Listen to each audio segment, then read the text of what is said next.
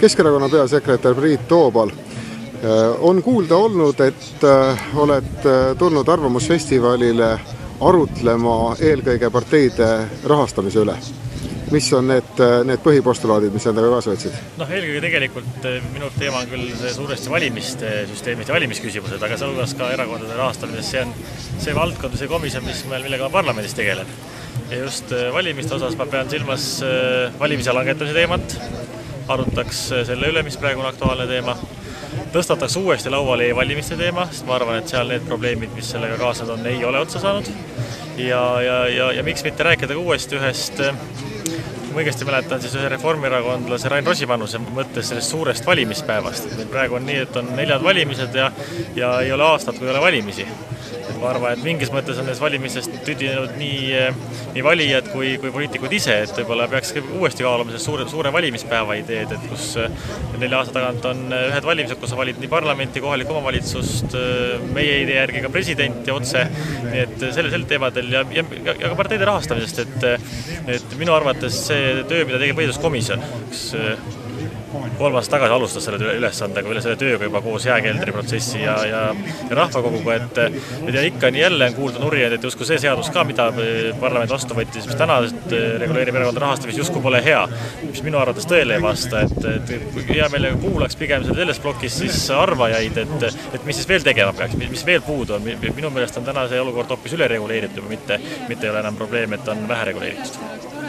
Kas need rünnakud, mis sinu enda isiku pihta on viimastel aegadel käinud ja selle surve all olemine on tekitanud sulle ka mingisuguseid mõtteid või seisukohti, millest leiaks probleemi Arvamusfestivalile?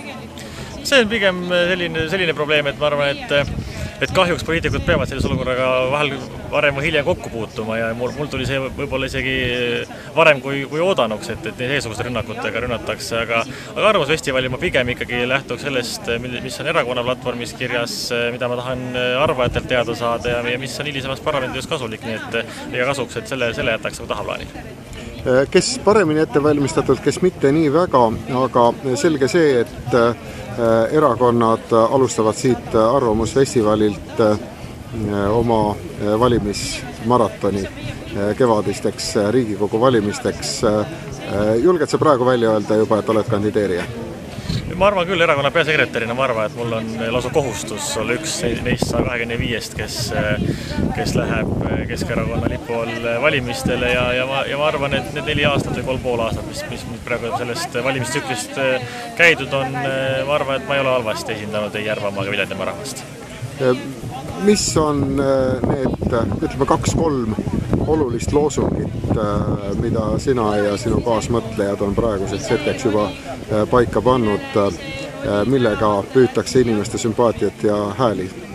Eks selliseid konkreetseid sõnumeid on täna veel raske öelda, et piirkondades mõeldakse selle peale, erakonna kontor mõtleb selle peale, ehk siis platvormi koostamine ja ka nimekirjade koostamine tegelikult käib, aga ega me midagi väga uut selles mõttes välja ei mõtle, et Keskerakond on olnud opositsioonis selle viimase valimisperioodi või viimase tsükli, et põhiülesanne, mida meie näeme, millega peab valitsus tegelema hakkama, kes pärast märtsikuiseid valimisi mööda järgmisel aastal võimule tuleb, on see, et kuidas ikkagi tagada selle, et Eesti inimene igapäevaselt paremini hakkama saaks. Üle 100 000 inimese on need, kes teenivad ka iga päev tööl ja teenivad alla 500 euro kuus palka või siis pensioni, et see on see piir, kus nad tegelikult väga hästi hakkama ei saa, et igapäevane hakkama saamine on see võtme küsimus, millega peab tegelema hakkama ükskõik missugune erakond järgmine kord valitsusse saab.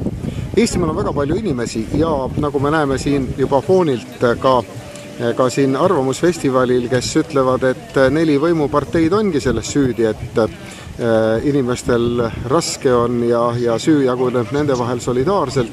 Vaja oleks uut parteid, optimistid ütlevad, et uus partei kindlasti tuleb ja saavutab erakordse populaarsuse. Milline on Priit Toobal sinu nendele võimalustele? Nii nagu teistes valdkondades, ma arvan ka poliitikas konkurents ja konkurentsi tihenemine ja uute tulijate pealetulek kahtlemata värskendab poliitilist maastikku.